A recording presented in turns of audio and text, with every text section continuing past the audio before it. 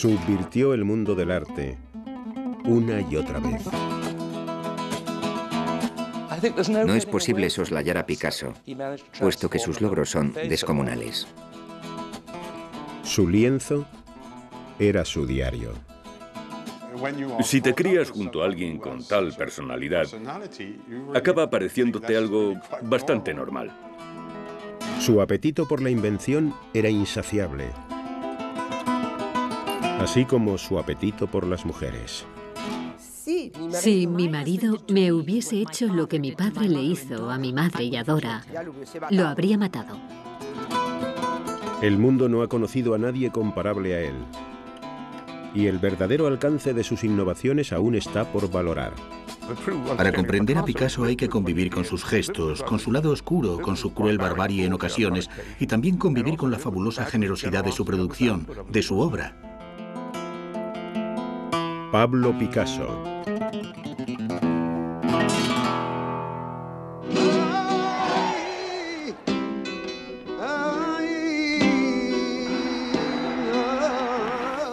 Pese a que residió en Francia durante casi toda su vida, en muchos aspectos Pablo Picasso jamás estuvo ausente de España. Su arte y su alma conservaron una profunda raigambre en la cultura decimonónica de su patria.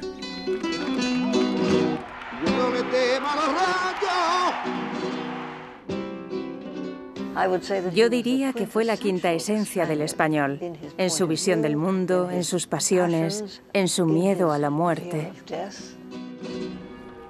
El corazón de la España meridional reside en Andalucía, la tierra natal del artista, una región cuya mismísima identidad se sume en la pasión y en el drama, en el amor y en la muerte. No obstante su cultura secular, la patria chica de Picasso, la ciudad de Málaga, al igual que la totalidad de Andalucía, sufría el menosprecio de los españoles más septentrionales que la consideraban provinciana. No debemos olvidar nunca que Picasso es un andaluz nacido en las postrimerías del siglo XIX. El concepto de machismo es netamente andaluz, y en efecto él se consideraba un tío macho. El padre de Picasso, don José Ruiz, era un refinado andaluz de clase media, aunque no por ello menos macho. Como la mayoría de sus amistades, era cliente asiduo de los burdeles malagueños. La madre de Pablo, doña María Picasso, contaba 23 años cuando José le hizo proposiciones matrimoniales, pero en poco tiempo asumió el papel de estricta matriarca española. Celebraron sus nupcias en diciembre de 1880. 10 meses después, el 25 de octubre de 1881, nacía Pablo. Como primogénito y único varón, Pablo era objeto de la adoración, casi veneración de su madre. Esta le vaticinó un destino glorioso. «Si te metes a soldado, llegarás a general», le decía. «Si te metes a cura, llegarás a papa». Sí, eso estaba claro. Como decimos en España, era un niño bonito, un niño querido, un niño malcriado, un niño mimado. Era el único chico de la casa. No se debe pasar por alto que Picasso se crió en una casa llena de mujeres. Su padre se marchaba por las tardes al café, donde se pasaba horas alternando. Entre tanto, en casa, la madre, 2 tías, 2 hermanas y una doncella o 2 tenían al niño en palmitas. Por ende, las relaciones con todas las mujeres de su vida le resultaron más bien complicadas. Tanta adoración femenina confirió a Pablo una inquebrantable fe en sus posibilidades. Se convirtió en el centro de la atención familiar, desplazando incluso a su padre. Los intereses del padre de Pablo se encontraban fuera de su casa. Ansiaba adquirir renombre como artista. Sin embargo, su talento no estaba a la altura de sus sueños. Pintaba principalmente palomas. Impartía clases de arte y trabajaba a tiempo parcial como conservador del Museo de Málaga. En cualquier caso, pronto quedaría claro que todo sería muy diferente para su hijo. Pablo cogía un lapicero y trataba de imitar a su padre antes incluso de aprender a hablar. Su madre solía contar que la primera palabra que pronunció después de mamá fue piz, que significaba lápiz, porque veía a su padre dibujando y él ya quería hacerlo. Esto significaba que ya tenía el instinto.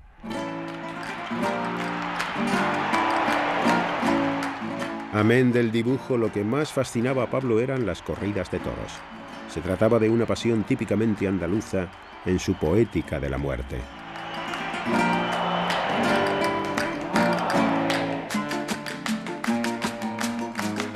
El sangriento festejo causó una viva impresión en la imaginación infantil de Pablo. Solamente tenía 8 años cuando empezó a recrear escenas de muerte en el ruedo.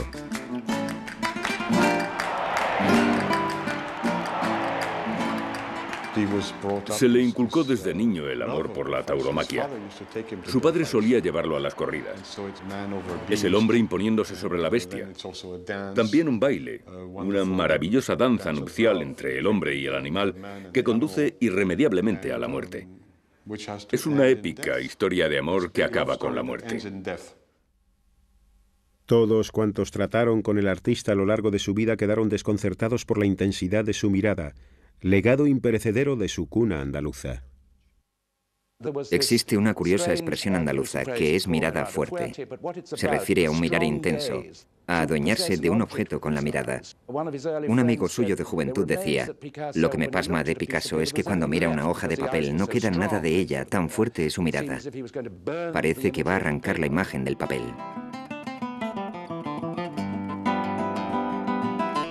Pablo era un niño obsesionado. No quería hacer más que dibujar. En cuanto ponía sus ojos sobre una hoja de papel, veía cosas en las que nadie más reparaba. Incluso las lecciones de aritmética le abrían puertas a un mundo de imágenes. Existe la famosa anécdota de que veía en el 7 una nariz boca abajo. Así que ¿cómo iba a empezar a manejarse con los números si para él estaban tan vivos? Cada 7 era un tipo de nariz distinto. De ese modo recordaba a diferentes personas. Su imaginación volaba. Pablo quedaría eternamente en deuda con su padre por haberle enseñado a dibujar de niño. Pero a medida que su hijo crecía, don José empezó a encarar el hecho de que sus expectativas como pintor estaban condenadas al fracaso. Buena parte de la ambición de Picasso y del amor propio que lo impelía a convertirse en el pintor más grande del mundo provenía de su necesidad de exorcizar el atroz fracaso paterno. Este es el trasfondo, el germen de la resolución de Picasso de llegar a ser mejor dibujante que nadie, de ser el mejor pintor del mundo. A los 13 años, Pablo comenzó a pintar al óleo. Retrataba a su madre, a sus hermanas y tías y a su amado aunque desconsolado padre. El primer retrato que Picasso realizó de su padre lo muestra bastante deprimido. Desde un principio sus retratos son muy psicológicos, aunque enormemente agudos. Su primera experiencia amorosa le llegó a los 13 años. Se enamoró de una chica llamada Ángeles Méndez y los sentimientos que ésta despertó inflamaron su creatividad. En su cuaderno de bocetos la representó como un ángel flanqueado por cupidos. El erotismo siempre ha ido de la mano de la obra de Picasso. Cuando conoció a aquella chica, su obra se vio influida por sus sentimientos eróticos. Pienso que su genialidad quedó demostrada ya en 1893 o 1894. Su enamoramiento de Ángeles fue desatado, pero la inspiración que desencadenó fue mucho más que un capricho de adolescencia. En sus obras, tales como este retrato de una niña mendiga de la localidad, empezaba a dar muestras de la profundidad emotiva que se convertiría en el distintivo de su genio. En 1895, el padre de Picasso obtuvo un empleo en Barcelona, la urbe más cosmopolita de España. La mudanza desarraigaría al joven y cándido Pablo de la milenaria cultura meridional para trasplantarlo repentinamente en el mundo moderno.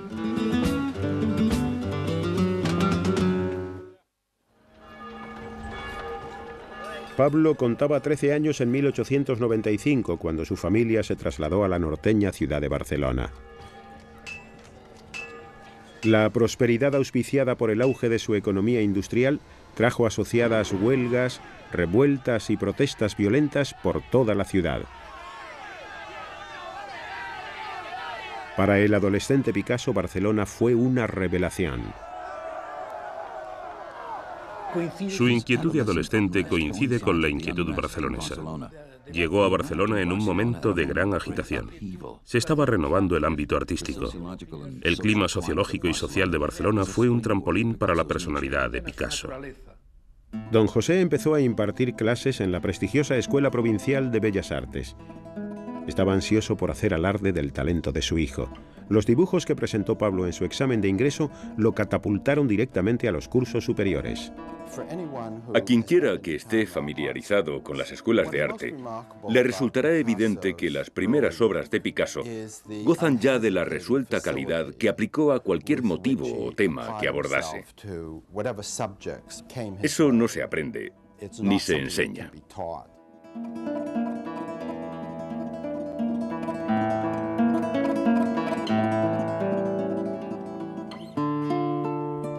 El talento de Picasso dejaba estupefactos a sus condiscípulos mayores y más sofisticados. Tras las clases, estos iniciaron a Pablo en las tertulias de café donde se reunían escritores y artistas. Las conversaciones políticas en Barcelona comenzaban a derivar hacia el anarquismo. Los sácratas vindicaban la abolición de toda clase de gobierno. Inspirados por este ideario, los artistas progresistas clamaban contra el arte tradicionalista y propugnaban la demolición del statu quo. Sus audaces ideas dejaron anonadado al joven artista. Sus compañeros, asimismo, encauzaron su atención hacia un aspecto más tradicional, si bien menos distinguido, de Barcelona: el barrio chino.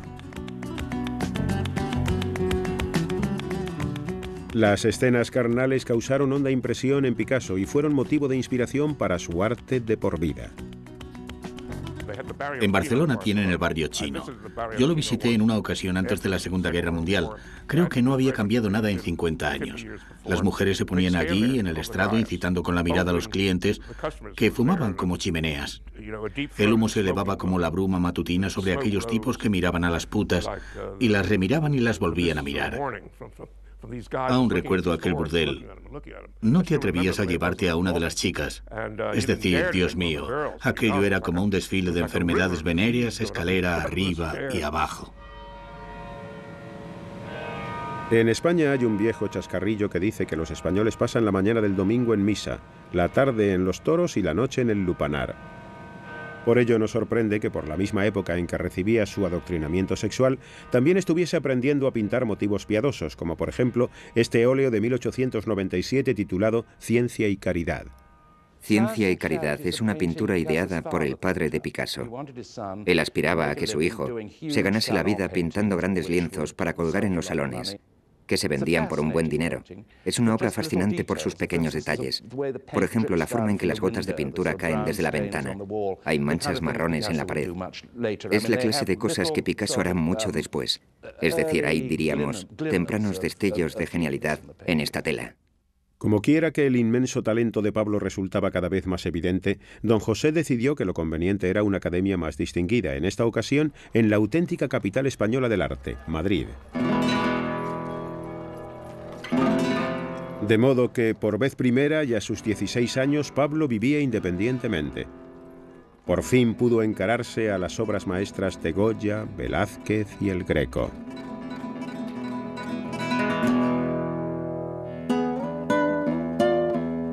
Sin embargo, Madrid carecía del vigor y la modernidad barceloneses.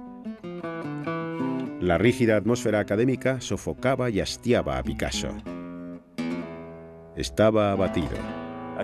La pintura académica había muerto para él. Pudo dominar, pudo ser un maestro de la pintura académica, pero sabía que esta era algo ajeno a su estilo de vida.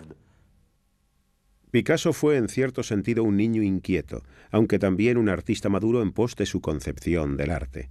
En una carta dirigida a un amigo barcelonés daba cuenta de un proyecto que maduraba. Nunca nadie ha hecho algo en la mitad de escandalizador de lo que será mi dibujo. Ya verás. Picasso es muy competitivo. Ya desde sus comienzos se mide con los pintores contemporáneos, así como con los maestros del pasado. Quiere conquistar el mundo, derrotar a estos grandes pintores y al mismo tiempo empaparse de ellos. Hacia 1898 Pablo no sentía más que desdén por la Academia de San Fernando y cuanto ésta representaba. Comprendió que su propio padre era una víctima irrecuperable de esta agotada tradición. Pablo decidió no seguir sus pasos y abandonó la academia. Este acto de rebeldía lo animaría a una nueva bravata. Su meta ya no era meramente superar a su padre. Picasso confió a un amigo: en arte hay que matar al padre.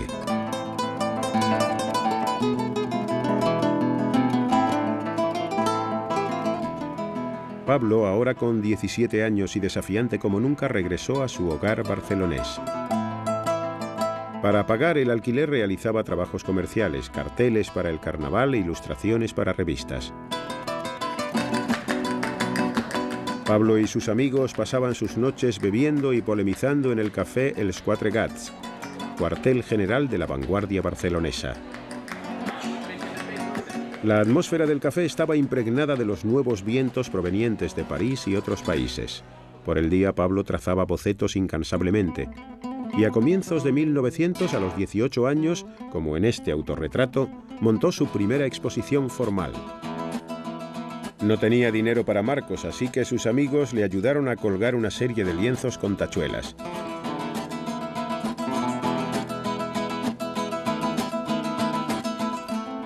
Acudieron los críticos. No obstante, sus reseñas fueron severas. Uno de ellos tachó a Picasso de irregular y descuidado. Mas pronto recibiría el aplauso de la crítica. Poco tiempo después de aquella muestra supo que una de sus telas había sido seleccionada para figurar en el pabellón español de la Exposición Universal, que se celebraría en París a finales de aquel mismo año. En octubre de 1900, poco antes de su 19º cumpleaños, Pablo y un amigo partieron hacia París. Miles de personas contemplarían su obra y, por si fuera poco, se disponía a saludar al nuevo siglo en la ciudad más moderna de Europa.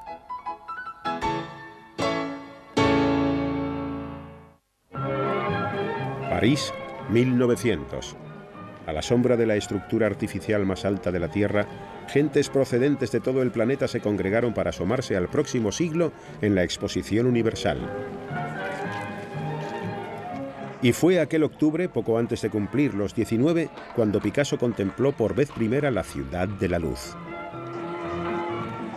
Pablo estaba prácticamente sin un céntimo, pero su compañero Carles Casagemas disponía de dinero y contactos. Un amigo les prestó un piso rodeado de cafés, clubes nocturnos y estudios de artistas en el destartalado barrio de Montmartre. En esta pintura Picasso retrató a su grupo de amigos españoles que apenas hablaban francés arracimados en Montmartre.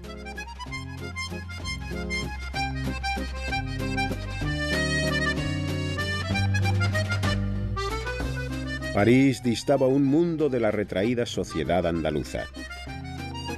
Picasso se deleitaba en la concupiscencia sin ambajes que albergaba la ciudad. Sin embargo, era consciente de la condescendencia de los parisinos para con los españoles. No solo era un español en París, y el acento español es objeto del desprecio de la gente refinada que habla el francés con cierta prestancia, sobre todo de los franceses. Y no solo era español, como decía, sino que además provenía de Málaga, y los propios españoles desprecian a los malagueños. Los miran por encima del hombro como si fuesen españoles de segunda. Picasso y Casagemas conocieron a un grupo de coquetas modelos que hablaban algo de castellano. Ambos se emparejaron con sendas chicas. Aquí Picasso se retrató junto a su novia Odette, Casagemas y la chica que le había robado el corazón, Germaine. Para celebrar el 19º cumpleaños de Picasso fueron todos a ver su pintura en la exposición. La contribución de Picasso, sobre cuya tela después pintaría otro cuadro, podía ser lo último en Barcelona, mas en París apenas destacaba. Fue una experiencia humillante, pero Picasso lo consideró un reto.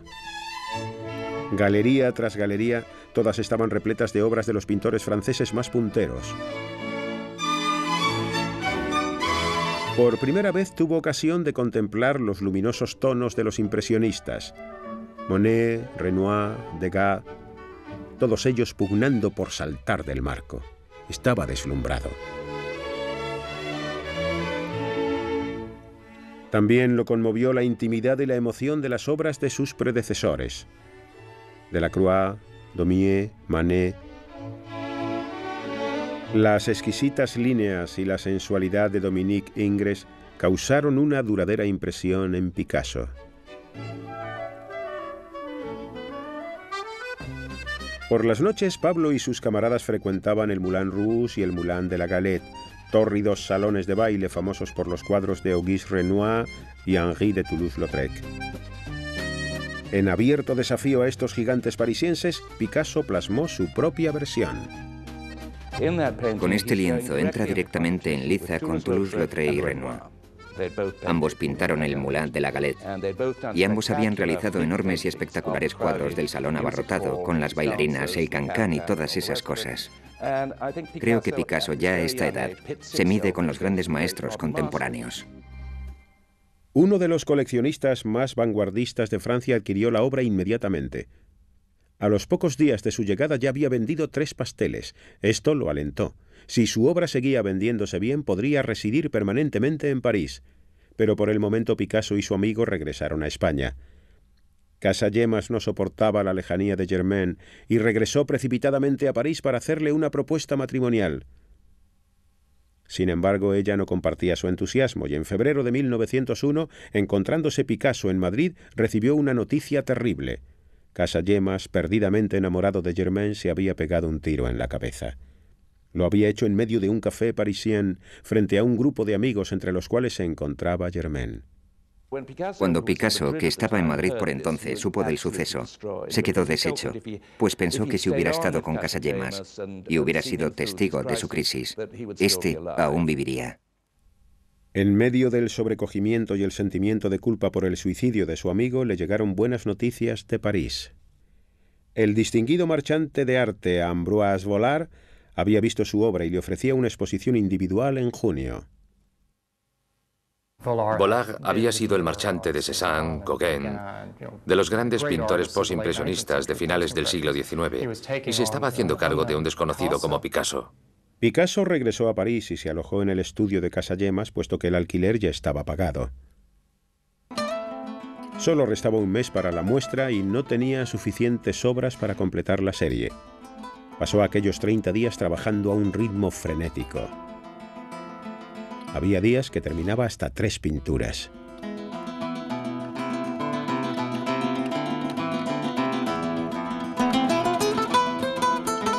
Pablo se deshizo del corriente apellido paterno, Ruiz, y comenzó a firmar su obra simplemente con el materno, Picasso. Y como si quisiera autopresentarse en París, realizó un autorretrato para la exhibición titulado Yo, Picasso. El primer autorretrato, Yo, Picasso, de 1901, es el retrato de su llegada a París. Como conquistador, seré el rey de París. Yo, Picasso, moi, Picasso. La exposición resultó un gran éxito. Un crítico incluso colocó a Picasso al frente de lo que llamó la invasión española. Otro lo definió como un brillante recién llegado. Vendió la mitad de las pinturas y alcanzó un gran renombre cuando aún no había cumplido los 20 años. Una pequeña tela de la muestra traicionaba discretamente un secreto de la vida amorosa del artista. Lo dedicó a Germaine, la mujer cuya indiferencia condujera a su amigo Casagemas al suicidio. Tan solo unas semanas después de su regreso a París, Picasso había entablado una relación con la amada de su amigo, Germaine. Ahora, viviendo en el apartamento de su camarada muerto y durmiendo con la mujer que le había destrozado el corazón, Picasso se sentía perseguido por el rostro sin vida de Casagemas, lo que le inspiró su Época Azul. Pasados unos meses, realiza 3 pinturas con el tema de la cabeza de Casagemas, con el orificio de la bala. Una de ellas muy al estilo de Van Gogh, con rayos de pintura que se proyectan desde el lienzo.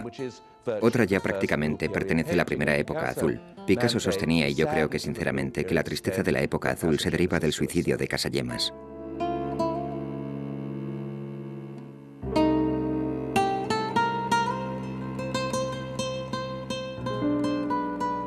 Picasso estaba profundamente deprimido. De nuevo estaba en la ruina. Había gastado todos los beneficios obtenidos por las ventas en la galería de Vollard, y los coleccionistas consideraban las pinturas azules demasiado lúgubres. Su sueño de conquistar París parecía ahora una derrota. Durante la época azul, cuando retrata a una mujer solitaria, es porque se siente triste y solo. Se identifica con este mundo marginal, pero está reflejando a sí mismo su fuero interno. Con 20 años, Picasso se enfrentaba a un futuro incierto.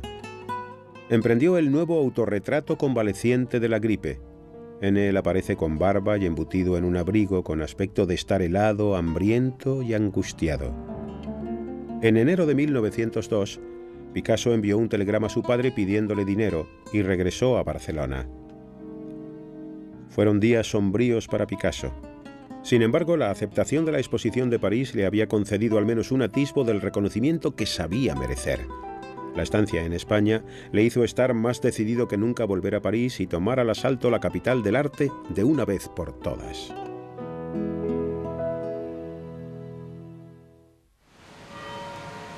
A comienzos del siglo XX, París era la capital suprema del arte mundial. En la ciudad estaba a punto de estallar una revolución artística, y las ideas vanguardistas se cocían en el bohemio distrito de Montmartre.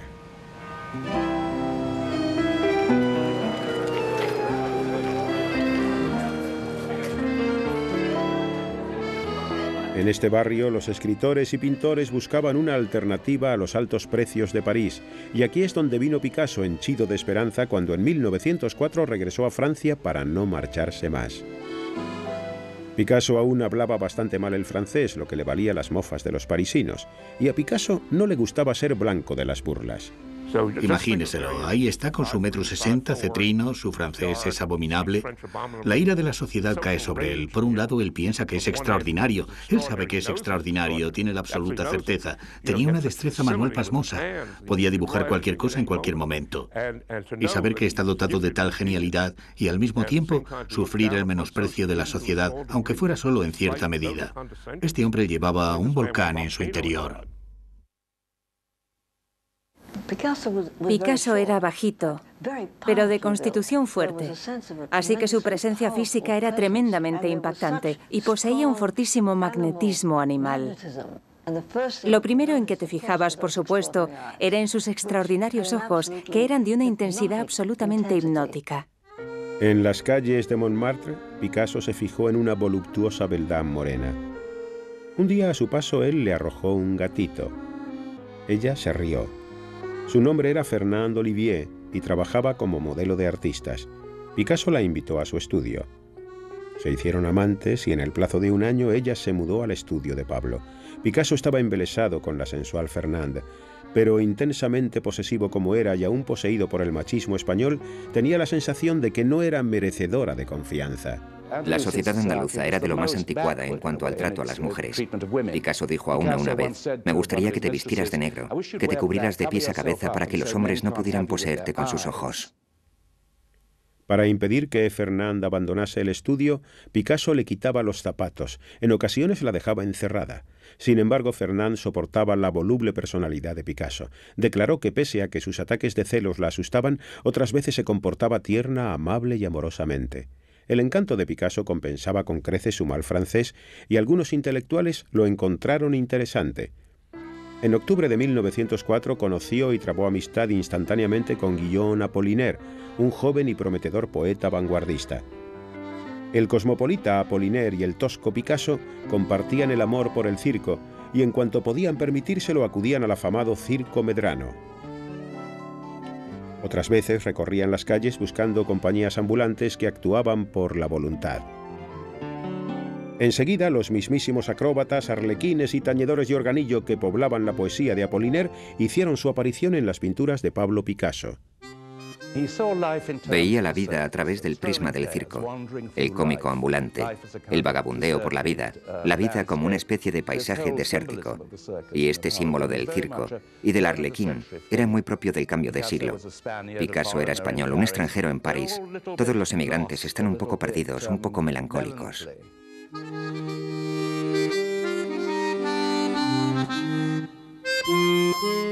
Bien entrada la noche, cuando todos los amigos se despedían, el pintor regresaba a su estudio a trabajar.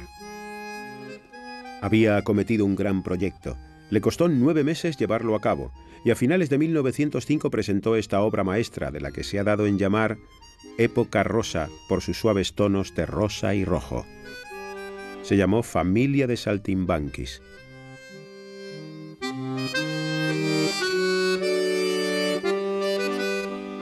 Aunque Picasso desconfiaba de los marchantes, sabía que no podía prescindir de ellos. Sin embargo, prefería que sus amigos le encontrasen compradores para sus lienzos.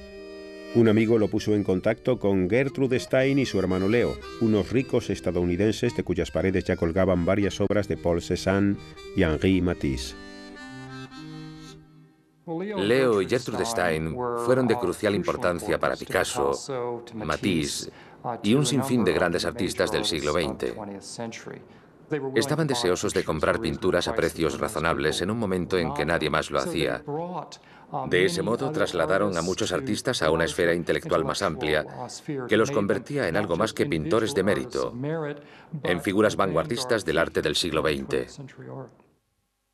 En poco tiempo los Stein poseían 7 Picassos y empezaron a pagarle un estipendio regular a cuenta de otros trabajos. Los Stein le presentaron a otro pintor al que siempre consideraría un auténtico rival, Henri Matisse. Aquel mismo año, en Salón de Otoño, los radiantes colores de las pinturas de Matisse dieron que hablar al mundo del arte.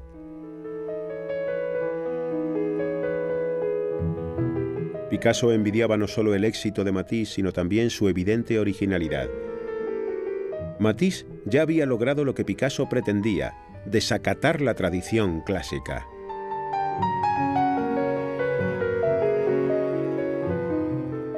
Esta tela, La alegría de vivir, realizada en 1906, coronó los logros de Matisse. Ambos pintores coincidían en las veladas sabatinas de los Stein y pronto empezaron a frecuentar secretamente sus respectivos estudios. Cada encuentro con Matisse encendía de celos a Picasso. Matisse siempre ha estado ahí, y cada vez es más y más grande. Y Matisse es mayor que él. Matisse sabe estar, goza de aceptación social. Es capaz de hablar inteligentemente sobre pintura durante horas en el salón, mientras que Picasso prácticamente gruñía en francés. Y ahora todo el mundo dice que Matisse es el mejor pintor de París. Y Picasso está lívido, absolutamente lívido. Así que decidí acallar este coro de alabanzas a Matisse, superándolo. Matisse era considerado más vanguardista que Picasso por entonces. Acuérdense, Picasso estaba en su época rosa. Su material era maravilloso. Era lírico, era elocuente, era elegante. Era delicado. Y Matisse estaba rompiendo muchos moldes, de modo que Picasso se dijo: tengo una concepción más salvaje, más loca, más impactante y más inquietante que la de Matisse. En marzo de 1907, Picasso compró 2 antiguas tallas españolas. Posteriormente declararía que ejercían una influencia mística sobre él. Picasso sentía despertarse su espíritu en su interior, cual si se tratara de un mensaje procedente de la antigüedad, y éste fuera capaz de dar nueva forma a su arte. Se aisló en su estudio. Tenía una idea para un cuadro, algo que nadie había hecho jamás.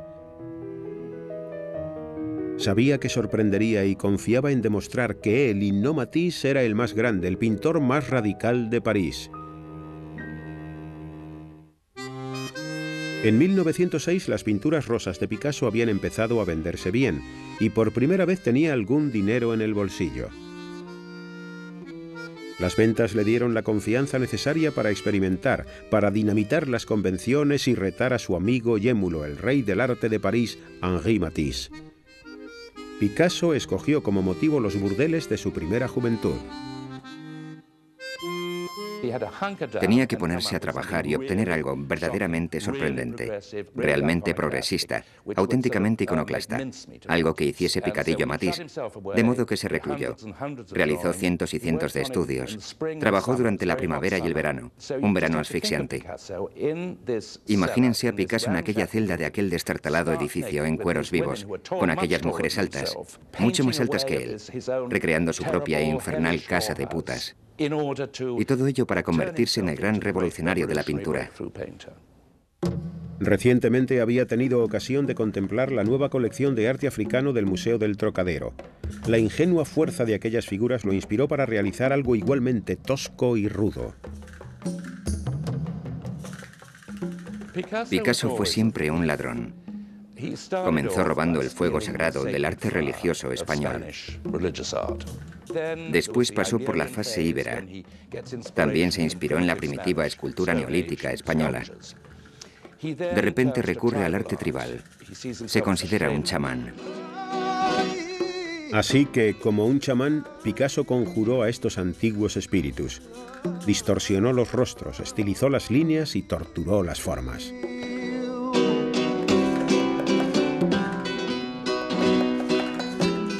Con este lienzo, que sería conocido como Las señoritas de Aviñón, Picasso buscaba forjar un eslabón entre el arte tribal y el arte moderno. Para él, Las señoritas de Aviñón fue un modo de aplicar a su pintura lo que había aprendido de Gauguin y también de Cézanne. Pero quería realizar una pintura primitiva, que al tiempo fuese una obra que combatiese lo que él consideraba la civilización, la vida. Y por ello la concibió como una escena de prostíbulo. Picasso vertió en la obra sus experiencias personales, desde los lupanares de Barcelona hasta su inestable relación con Fernand, creando así una suerte de primitivo icono del terror que las mujeres causan a los hombres. Picasso consideraba que las mujeres se encontraban más cerca de los secretos del universo que los hombres y eran inmensamente peligrosas. Creo que las mujeres le provocaban intensas reacciones.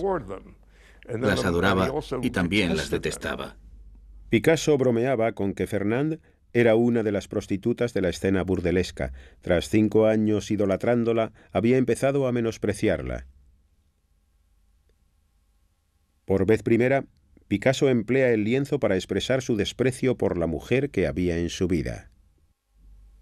Yo me aventuraría a afirmar que tenía una profunda relación con las mujeres. Por ende, si atacaba a una mujer, se ponía en contra de todas las mujeres. Picasso jamás esperó que el conservador público francés comprendiese Las señoritas de Aviñón. Estaba seguro, no obstante, de que sus amistades, los pintores y poetas de vanguardia, lo apreciarían. Sin embargo, uno tras otro acudieron para guardar un horrorizado silencio ante el lienzo. Ni siquiera sus amigos artistas lo comprendieron. Obviamente, resultaba muy distinto de lo que la gente consideraba hermoso, deseable, comprensible. Hoy día, resulta difícil explicar cuán extraordinariamente diferente era a todo lo anterior, puesto que estamos acostumbrados a ver reproducciones. Pero por aquel entonces creo que fue algo completamente inaprensible. Su colega André Derain vaticinó que su humillación sería tan desmesurada que lo conduciría al suicidio, que el cadáver de Picasso sería hallado colgando tras el cuadro. Aun su más leal patrón, Leo Stein, consideró la pintura un horrible revoltijo. Picasso se vio marginado por sus camaradas. Él quiso romper moldes, es cierto, pero no quiso provocar el escándalo. Picasso había creado la obra más innovadora desde el Renacimiento italiano. Sin embargo, y por el momento, dejó la obra en dique seco. Tendrían que pasar 10 años hasta que volviera a sacar el lienzo a la luz. Mas no todos echaron en saco roto el decisivo avance de Picasso. A finales de 1907, Georges Braque era un devoto seguidor de Matisse, pero al contemplar la nueva obra de Picasso, hizo defección.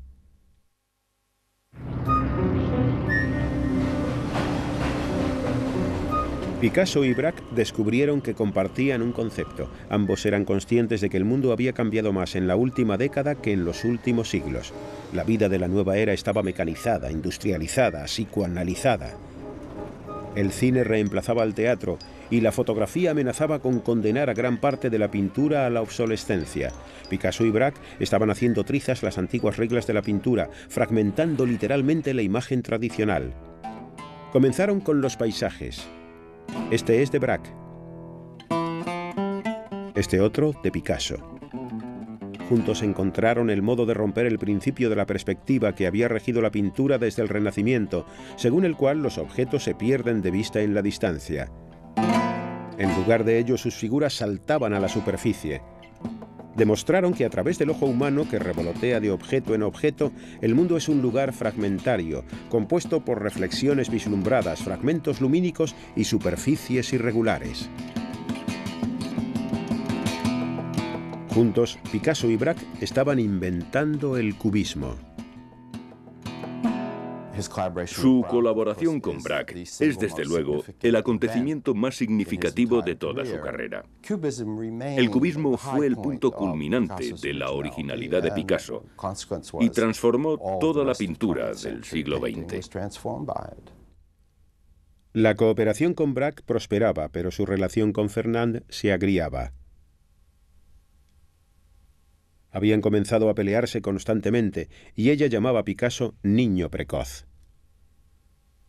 En 1911 ella empezó a verse con otro hombre y pidió a su amiga Eva Guel que vigilase a Pablo. Pero Eva traicionó a Fernand. Ella y Picasso emprendieron su propia aventura. En cuestión de meses, él y Fernand rompieron y Eva pasó a ser la nueva mujer en la vida del pintor. Eva, una chica delicada y con clase, cuidó bien de Picasso. A sus 30 años creía haber encontrado el amor de su vida, la chica con la que quería casarse. En sus obras introducía referencias a ella como ma jolie, mi chica bonita.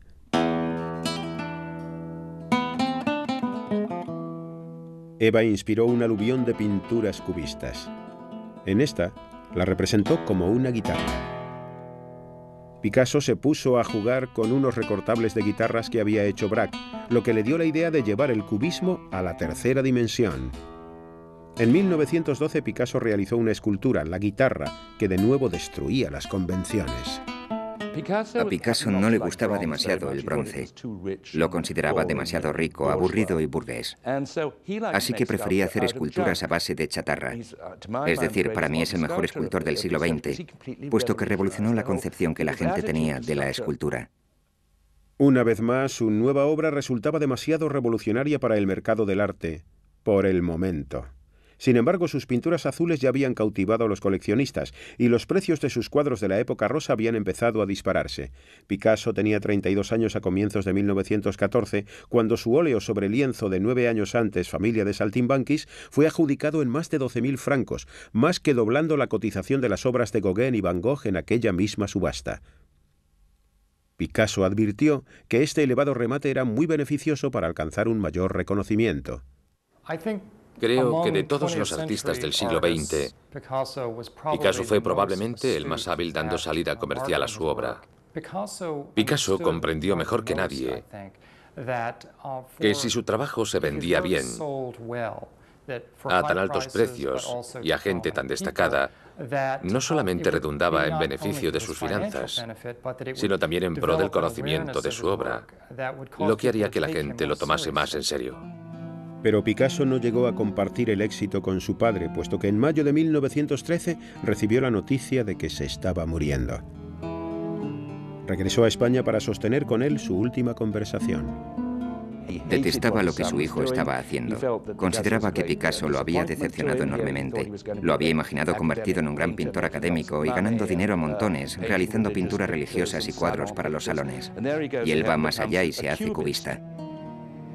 A Picasso le causó gran aflicción la muerte de su padre, consciente de que pese a todo lo que su padre le había dado, acabaron imposibilitados para entenderse mutuamente. José vivió toda su vida respetando la tradición y escapaba a su comprensión que su hijo no solo rompiese las reglas, sino que inventase otras nuevas. Pablo Picasso llegaría a convertirse en el nombre más famoso del arte del siglo XX.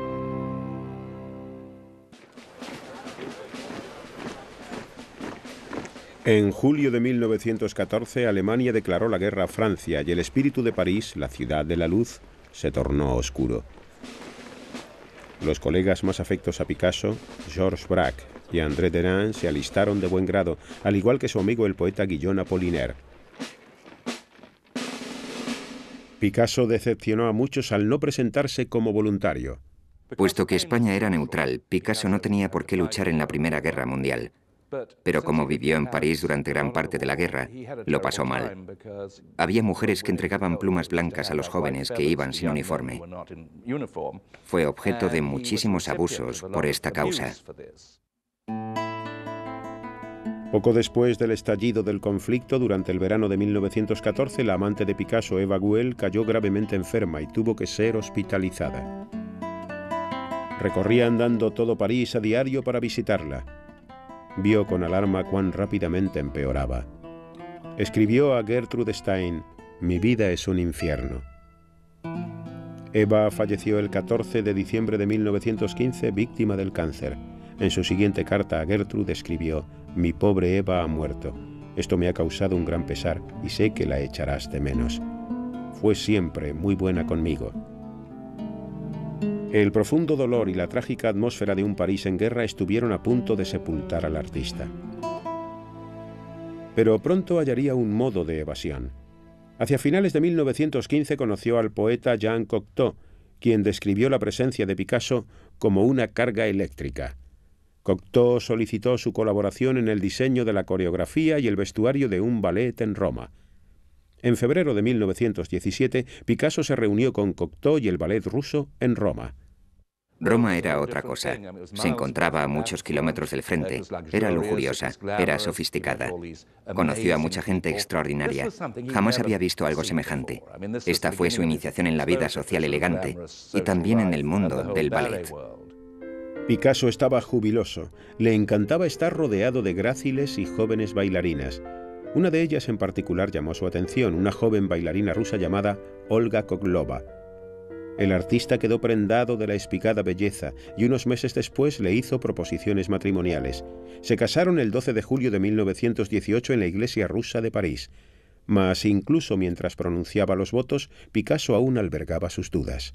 Este matrimonio fue en cierto modo extraño, porque desde el principio hubo problemas. Creo que él se había dado cuenta de que no se llevarían bien, incluso antes de casarse con ella. El tren de vida de Olga era lujoso y aristocrático, y Picasso se complacía de su nuevo estatus social. Abandonó los cafés bohemios, empezó a pasar las tardes con Olga en la ópera o en fiestas de disfraces. Comenzó a vestir de etiqueta por primera vez en su vida. No verás a Picasso llevando corbata negra en fotos anteriores a la Primera Guerra Mundial. Y aquel fue el punto de inflexión. Cada vez que una nueva mujer entraba en la vida de Picasso, su arte viraba radicalmente. Cuando estaba con Fernand, pintó su innovadora obra maestra Las señoritas de Avignon. En la época de Eva inventó el cubismo.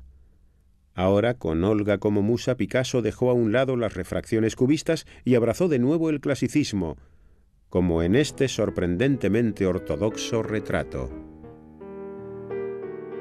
Olga se parecía notablemente a algunas de las mujeres retratadas por Ingres. El contorno del rostro, el conjunto de cualidades de su ser y aquella especie de tendencia neoclásica en el arte se puso en boga en Europa.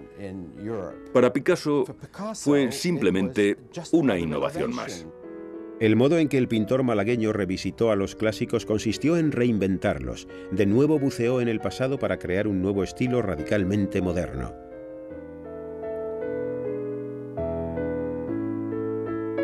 El 4 de febrero de 1921, Olga dio a luz un niño, Paulo. Picasso conmemoró orgullosamente el nacimiento de su primogénito con esta pintura llamada Madre e Hijo. Sin embargo, para el siempre inquieto Picasso, la vida hogareña y el boato de clase alta de Olga empezaron a perder su encanto. Durante un tiempo lo sobrellevó. Después ya no pudo soportarlo más. Acabó absolutamente harto de las aspiraciones de Olga. Por entonces fue cuando declaró: «No soy un caballero». Picasso y Olga pasaron el verano del 23 en el centro turístico de moda, el Cabo de Antibes, en la Riviera Francesa. Allí, alternando con los socialistas, conoció a un grupo de intelectuales conocidos como los surrealistas, cuya influencia provocaría un avance radical en el arte picassiano. Los surrealistas en cierto modo le enseñaron que podía meter en su obra cualquier elemento que le apeteciese. Una pintura no debía necesariamente tener algún tipo de significado clásico ni lógico. La imagen podía ser lo que él quisiese. El surrealismo dio alas a la imaginación de Picasso en su vertiente más escandalosa. Nuevamente navegaba por aguas absolutamente incógnitas. Sus tempestuosas emociones, provocadas por el deterioro de sus relaciones con Olga, condicionaron el talante violento y tortuoso de sus nuevas creaciones, preñadas de imágenes de ira y de agonía. Cuando todo empezó a ir mal, ella se transformó súbitamente en un monstruo, la persona más horrible, en la mujer más terrible que puedas imaginar. Picasso anhelaba evadirse de su matrimonio. En 1927, en la entrada de unos grandes almacenes parisienses, se fijó en una chica rubia, sensual y atlética. Se acercó a ella, le tomó el brazo y dijo: «Soy Picasso. Tú y yo haremos grandes cosas juntos». Marie-Thérèse Walter tenía 17 años. En menos de una semana, Picasso la convenció para que engañase a su madre y pasara las tardes con él. Era una nueva vida dentro de su propia vida. Pero lo mantuvo en absoluto secreto, puesto que ella era, ¿cómo se dice?, menor de edad. Evidentemente, Picasso no quería que Olga se enterase. Sin embargo, el problema mayor era que si se descubría que corrompía a una menor, podía perder el visado que le permitía residir en Francia. Pero no pudo resistirse a la tentación de introducir subrepticiamente sus iniciales MT entrelazadas con las propias en sus pinturas. En aquellos tiempos, las chicas de 17 años no salían de noche. Ella era una chiquilla, tenía 17 años por aquel entonces. Constantemente me contaba cosas sobre mi padre, que le regalaba muñecas, por ejemplo. Él le regalaba muñequitas. A ella le encantaba comer dulces. Y por supuesto mi padre estaba completamente cautivado, ya que después de todo, lo que en realidad tenía era una niña mujer.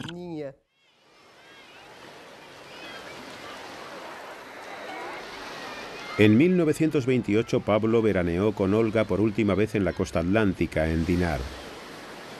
Picasso llevó a Marie-Thérèse y la alojó en una vecina pensión infantil. Los retratos de Marie-Thérèse eran las obras más abiertamente eróticas que había pintado hasta la fecha. Las representaciones de María Teresa son generalmente las de una mujer pasiva, curvilínea, de aspecto dócil.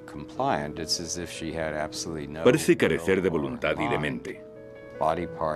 Los miembros están manipulados de forma que en ocasiones los senos parecen testículos y los rostros órganos genitales. Practica una reconstrucción del cuerpo enormemente fantástica a base de dobles y triples imágenes. Realizó un sinnúmero de estudios de la plácida y voluptuosa Marie-Thérèse durmiendo, entre ellos esta tela titulada El sueño.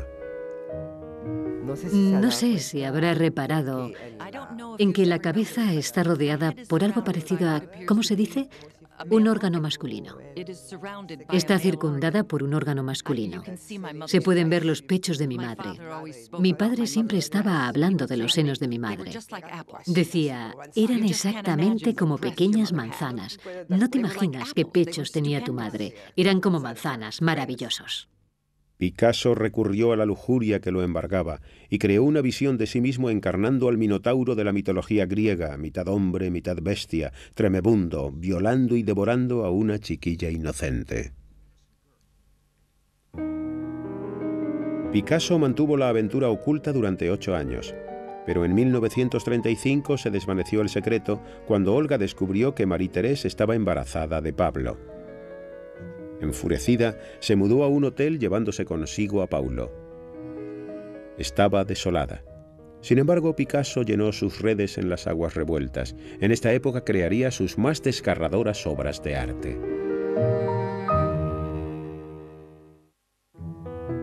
En septiembre de 1935, cuando el artista contaba 53 años, su amante de 26, Marie-Thérèse Walter, alumbró una niña, Maya. Picasso estaba encantado con su hijita y la retrató adorablemente en actitud de jugar. Mas ni tan siquiera esta idílica vida con su amante y su hija pudieron refrenar al mujeriego Picasso. Antes de que su hija cumpliese 1 año, Picasso conoció a la fotógrafa surrealista Dora Maar. Picasso se sintió atraído por Dora, en primer lugar, porque era hermosa. Tenía la clase de físico que él encontraba atractivo en las mujeres y hablaba castellano. Podían hablar en castellano y era tremendamente inteligente. Creo que todos estos aspectos de su personalidad y su temperamento le resultaron muy atrayentes.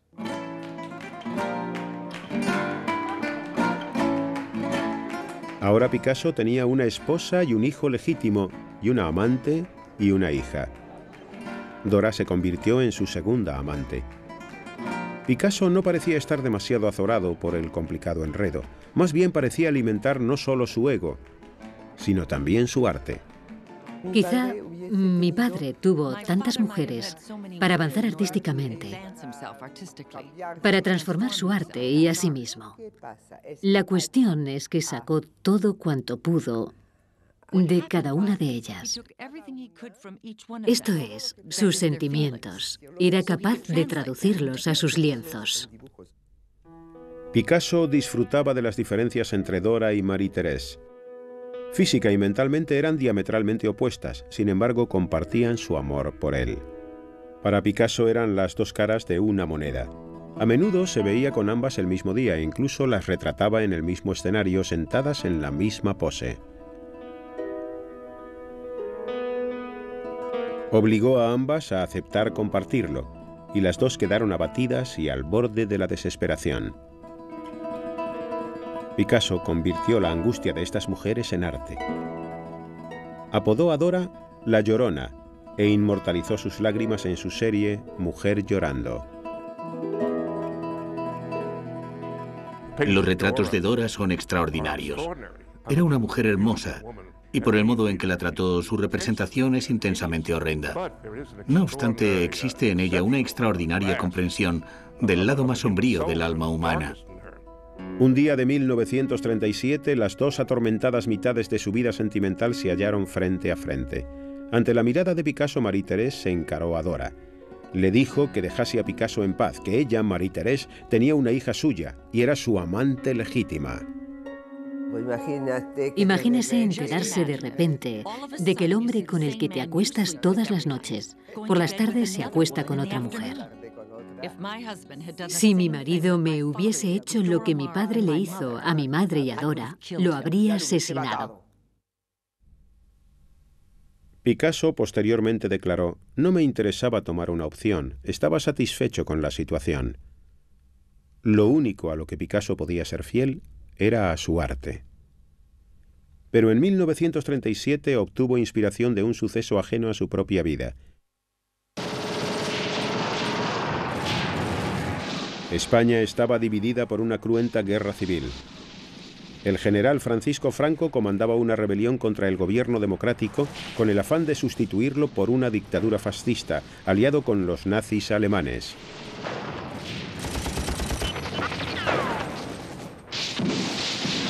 El 26 de abril de 1937 la aviación nazi bombardeó la ciudad de Guernica en apoyo a Franco.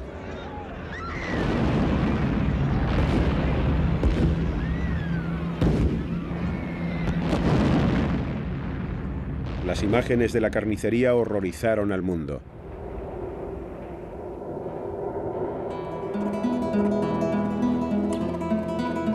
Picasso quedó consternado. Había recibido el encargo de realizar un gran mural para la Exposición Universal de 1937. En lugar de ello, plasmó en un lienzo su indignación.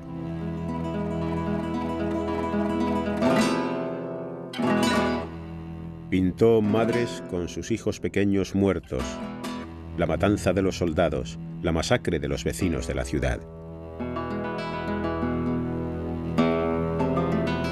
Declaró: «Estoy expresando el horror que me causa la casta militar que actualmente sume a España en un océano de miseria y muerte».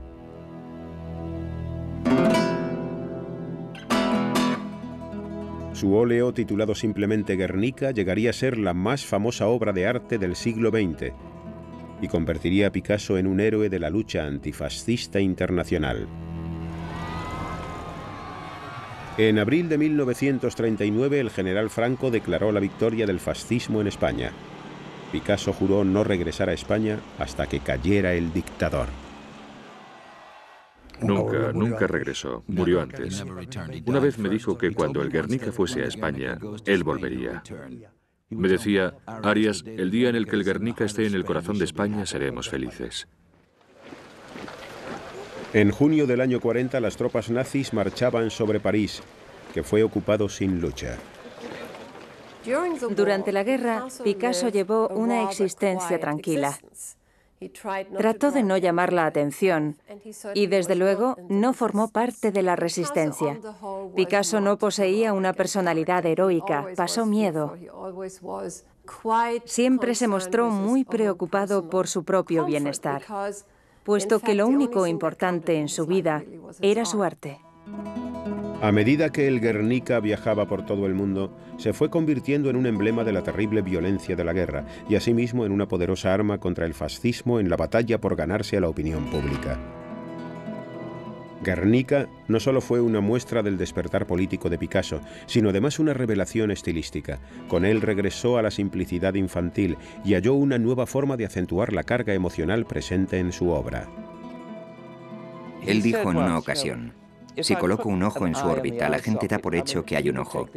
Si saco ese ojo de su cuenca y lo pongo en otro sitio, la gente le prestará más atención. Se produce una reacción de sorpresa.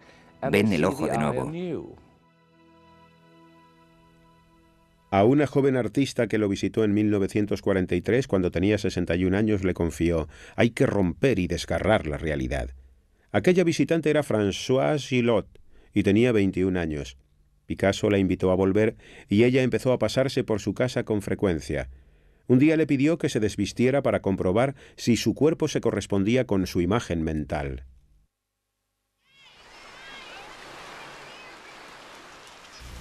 Me dejé caer en sus brazos mientras él me explicaba sus puntos de vista, y yo sentía que aquello era el comienzo de algo maravilloso en el genuino sentido de la palabra. A pesar de nuestra diferencia de edad y demás, nos entendíamos mutuamente de maravilla, lo que resulta increíble, puesto que raramente nos relacionamos verdaderamente con alguien, sea o no de tu edad. Así que fue extraordinario en ese sentido. Picasso y Françoise se hicieron amantes. Como de costumbre, no le bastaba con una sola mujer. En 1945, 2 años después, pondría fin a su relación con Dora. Una vez que Picasso dejó claro que su relación había terminado, como así era de hecho, ella sufrió una crisis nerviosa y se quedó deshecha, por lo que pasó un tiempo en un sanatorio. Dora nunca llegó a recuperarse totalmente. Más tarde diría: me utilizó hasta que no quedó nada de mí, nada más que los cientos de retratos míos que había pintado. Era cierto. Picasso ya no necesitaba a Dora, tenía a Françoise. Y ella también alimentaría su caldera artística.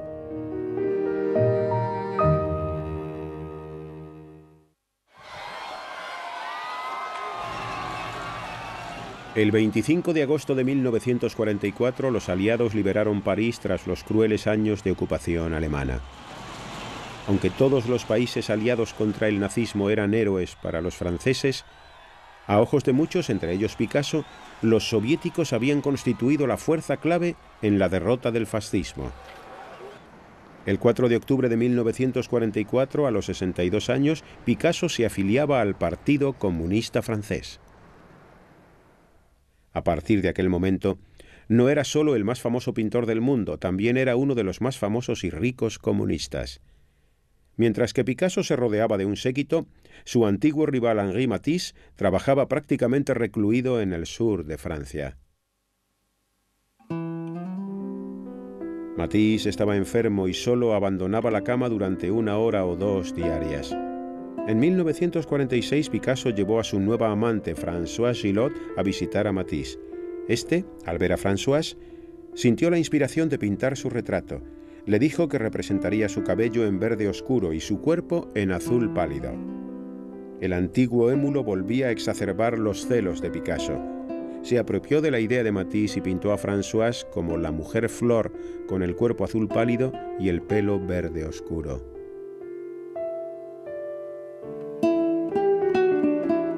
Otra vez, una nueva mujer en su vida transforma completamente su arte.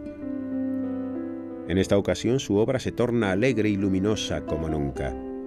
Françoise era un espíritu libre y irrefrenable, y en ese sentido era muy diferente de sus amantes anteriores. Era muy diferente a Dora. No creo que Picasso le diese demasiado miedo. Pienso que a Dora sí.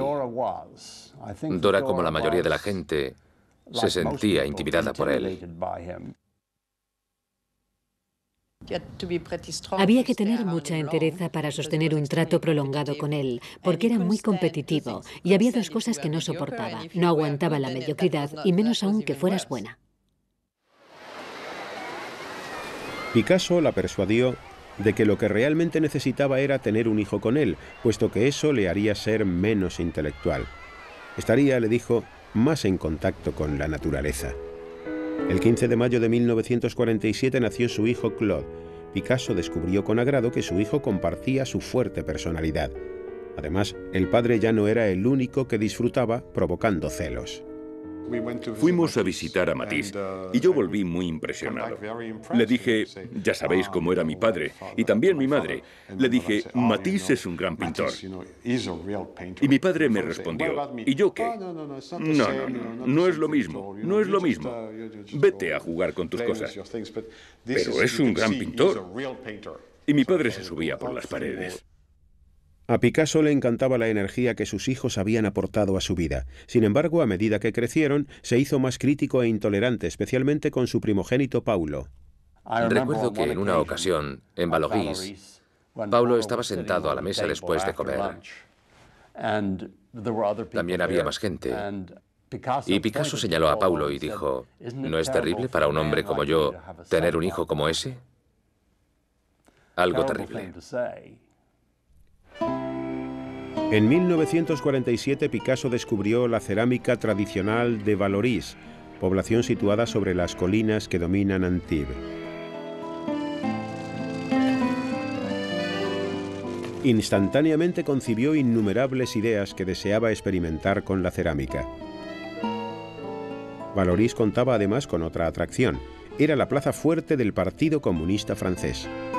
En 1948 él y Françoise compraron una casa allí. Picasso se sentía en Vallauris como pez en el agua y sus convecinos lo adoraban. Nos lo pasábamos muy bien. Picasso solía decirme, Arias, un día sin risa es un día perdido. El estudio de Picasso era un hervidero de visitantes. Acaparaba la atención por el día y por la noche la empleaba en su trabajo. Al anochecer te dabas cuenta de que aunque te lo habías pasado muy bien, aunque todo había sido muy tranquilo, sufrías un agotamiento nervioso. ¿A qué se debía? A que él extraía la energía de todo el mundo. Era en cierto modo como un vampiro. Picasso era por entonces una superestrella internacional, una celebridad tal que no tenía parangón con ningún otro pintor de la historia.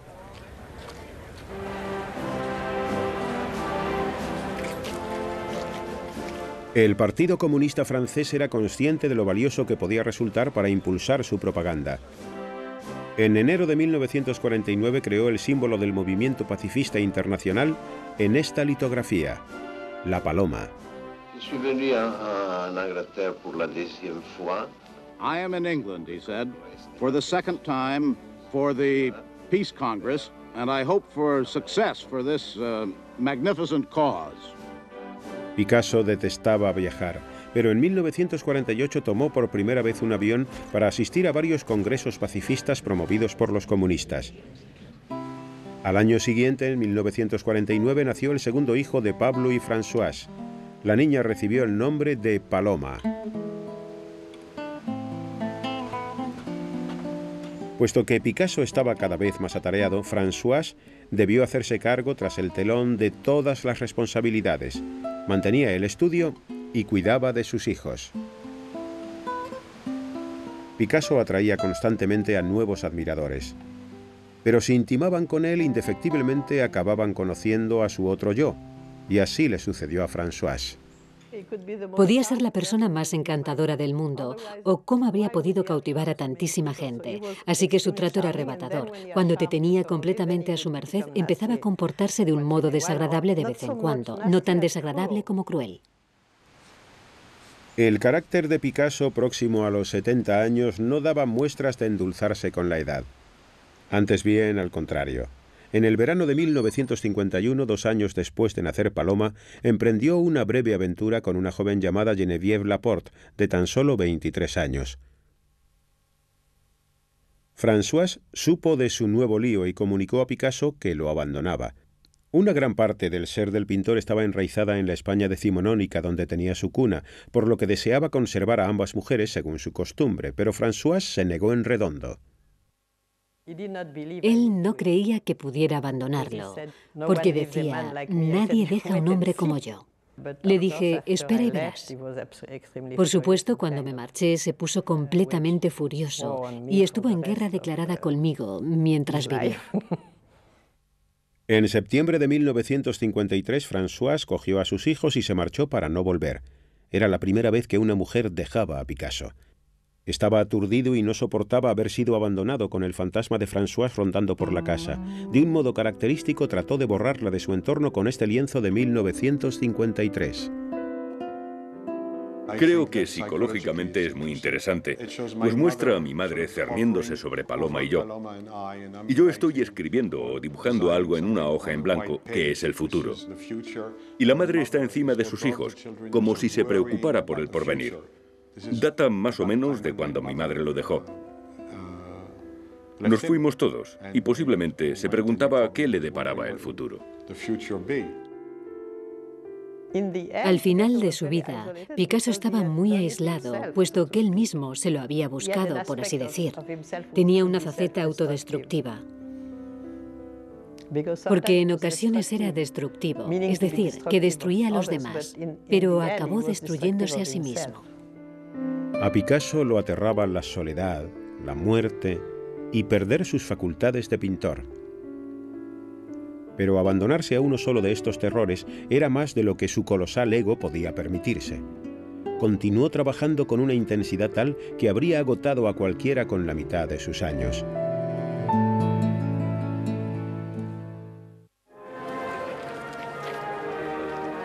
En 1953 murió el presidente soviético Joseph Stalin, finalizando con él 3 décadas de gobierno totalitario. El Partido Comunista Francés publicó un dibujo de Stalin trazado por Picasso en la esquela de su periódico. Este dibujo avivó la controversia dentro y fuera del partido. Los leales a Stalin lamentaban que el retrato no glorificase suficientemente a su héroe. Los no comunistas encontraban contradictorio que el autor de Guernica permaneciera indiferente ante el terror y la brutalidad del régimen stalinista. Ciertamente, no era completamente ignorante de los sucesos que se desarrollaban al otro lado del telón de acero. Hasta su muerte, permaneció en el partido, le fue fiel, lo defendió siempre que tuvo ocasión y jamás, jamás lo censuró ni lo criticó públicamente en modo alguno. Picasso nunca cedió en su postura ni un ápice, pero la polémica lo dejó perplejo. Por si fuera poco, todo sucedió en una de las etapas más oscuras de su vida.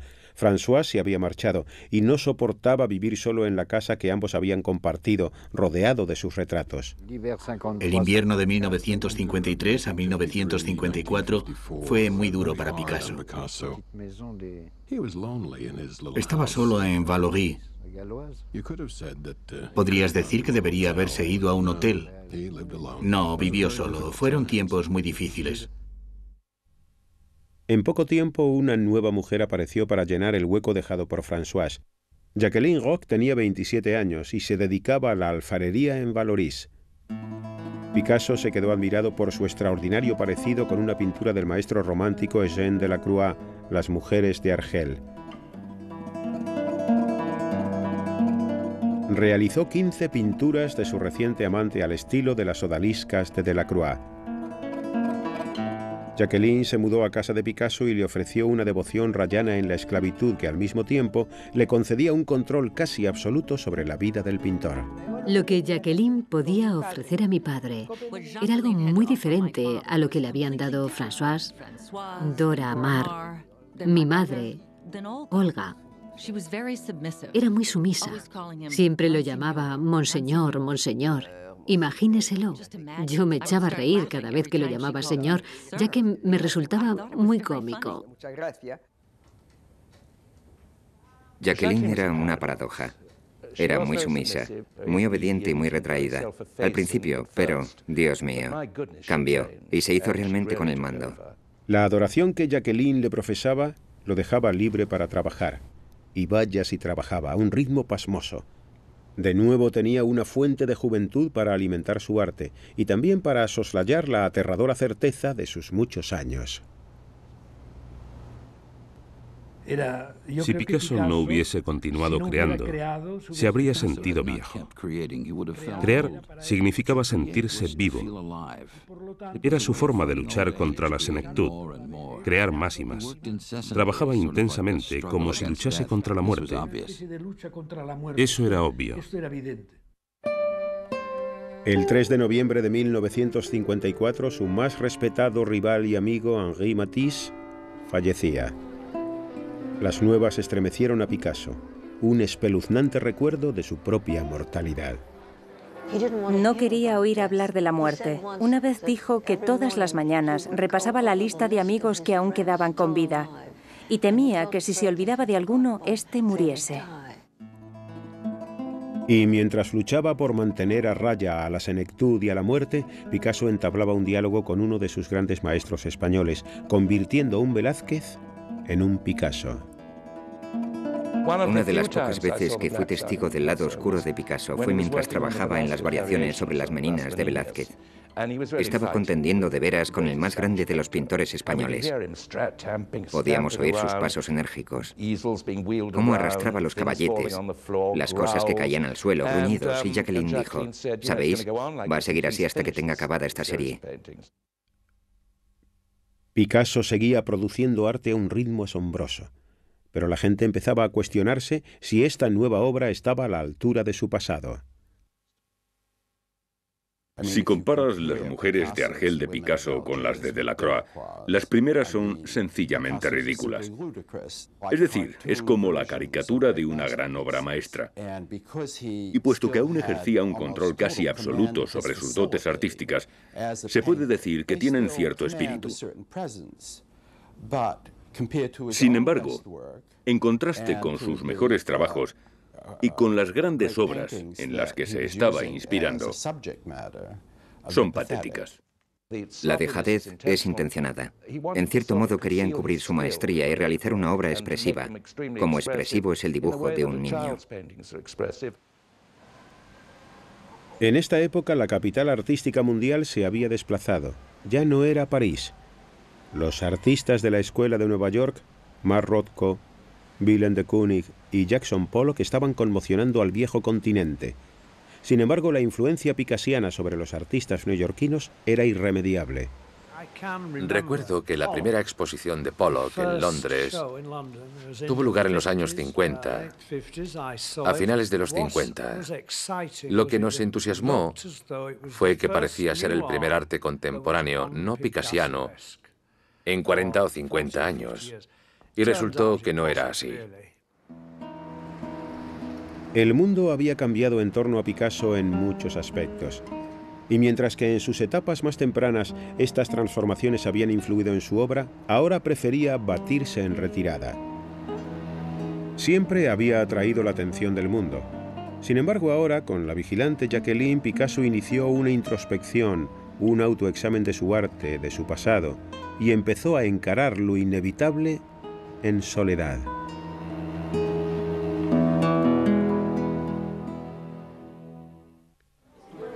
El 2 de marzo de 1961, a la edad de 79 años, Picasso pronunció los votos del matrimonio por segunda vez. La novia era Jacqueline Roch, de 35 años, su devota protectora desde hacía 8 años.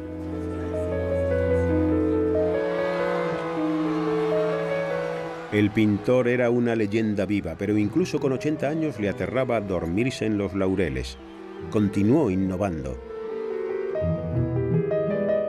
Inventó una técnica completamente nueva para realizar estas esculturas con planchas metálicas y otro método asimismo original en el ámbito de la litografía. Jacqueline mantenía a Picasso enclaustrado. Con el tiempo, renegó incluso de sus propios hijos. Prácticamente de la noche a la mañana. No había explicación posible. Así que hasta la fecha no sabemos exactamente qué ocurrió. Hay que tener en cuenta que ya era un hombre de edad muy avanzada. En parte podía deberse a que Jacqueline lo protegía de toda la familia, de todos los amigos anteriores a ella. Así, de ese modo, podía controlar mejor la situación. Pero al mismo tiempo, miraba por mi padre.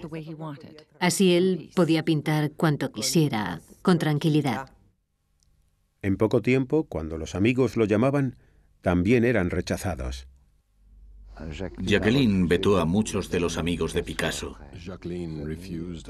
Todos mis amigos sufrieron las consecuencias. Es decir, cerró la puerta a un montón de cosas, a un montón de gente. Entonces, en 1963, su antigua amante Françoise Gillot, la madre de sus hijos Claude y Paloma, publicó sus memorias. Vivir con Picasso. Se sintió traicionado y trató de evitar su publicación. No obstante, el libro llegó a ser un éxito de ventas.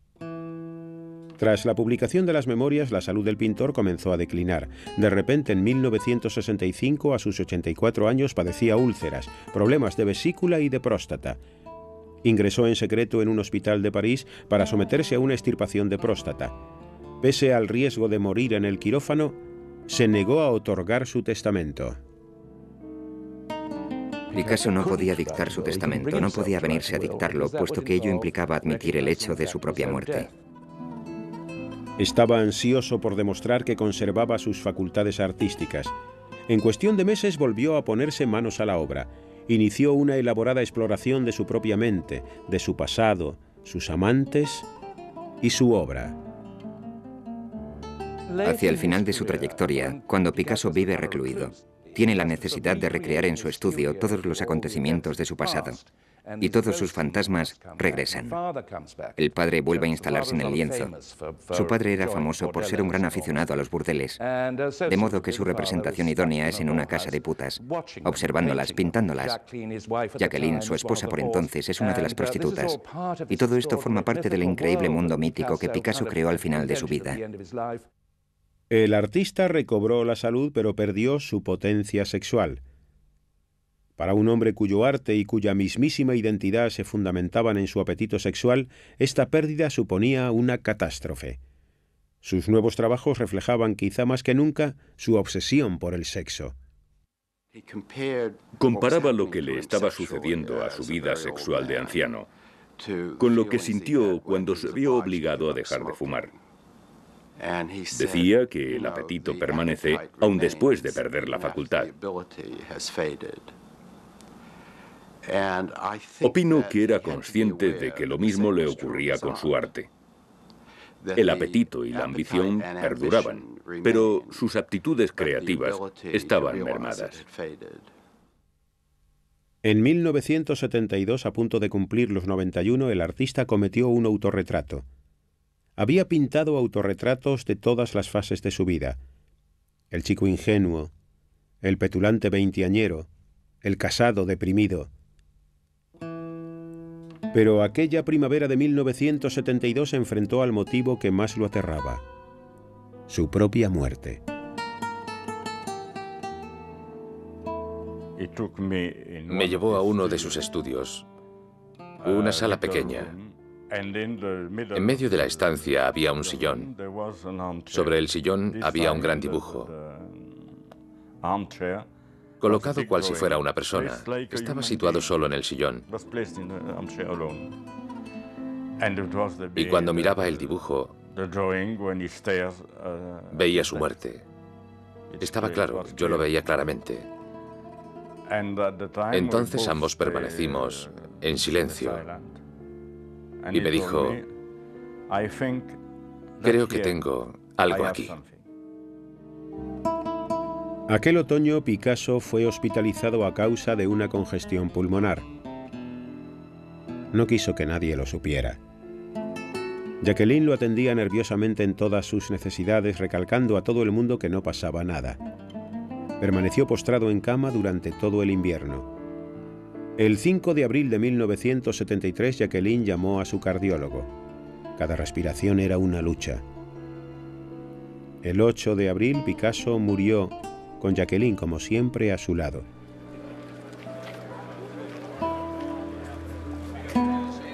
Su hijo Paulo asistió a la inhumación, así como un puñado de amigos. Sin embargo, el resto de la familia no fue admitido. El día del funeral estaba nevando. Nos echaron, ya que por supuesto Jacqueline había dicho no y Pablo había dicho no, así que no nos dejaron entrar.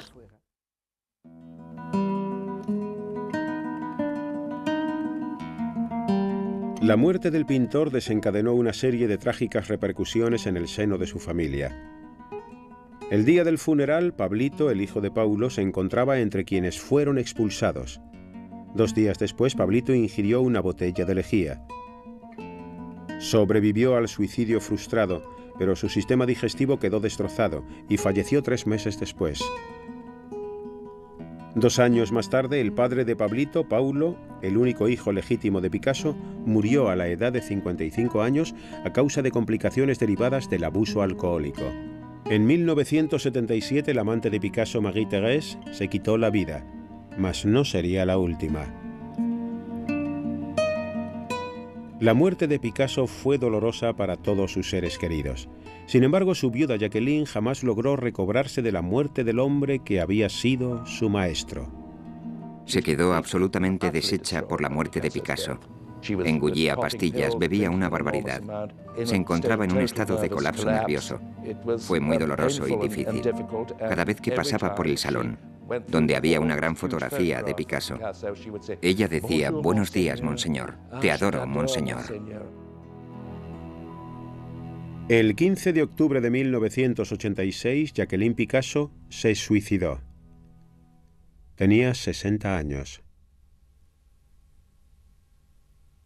La personalidad de Picasso era un tiempo seductora y repulsiva, así como lo era, a decir de muchos, su arte. Se entabla una dialéctica entre lo horrendo y lo hermoso en la obra y en la vida de Pablo Picasso. Los vínculos entre su existencia y su arte seguirán siendo materia de especulaciones para las generaciones venideras. Si quieres examinar el carácter de Picasso, se revela como un hombre bastante corriente, con un montón de vetas malignas. Si observas su obra, es uno de los 2 o 3 artistas más grandes que en el mundo han sido. Me quedo con eso. Dadme al gran artista y yo lidiaré con todo lo demás.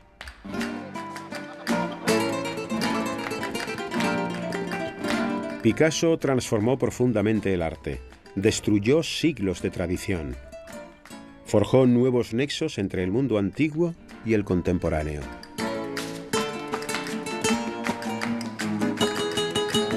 Nos legó un colosal corpus artístico que plasma todas las desgarradoras contradicciones de la vida moderna. El arte del siglo XX será siempre recordado por los nuevos y radicales caminos que Pablo Picasso nos enseñó a ver. Creo que a muchos les encantaría que Picasso desapareciese, puesto que aún domina la escena, pero no creo que llegue a desaparecer jamás porque sus logros son descomunales. Aún hoy, mucha gente no comprende los senderos que abrió, las posibilidades.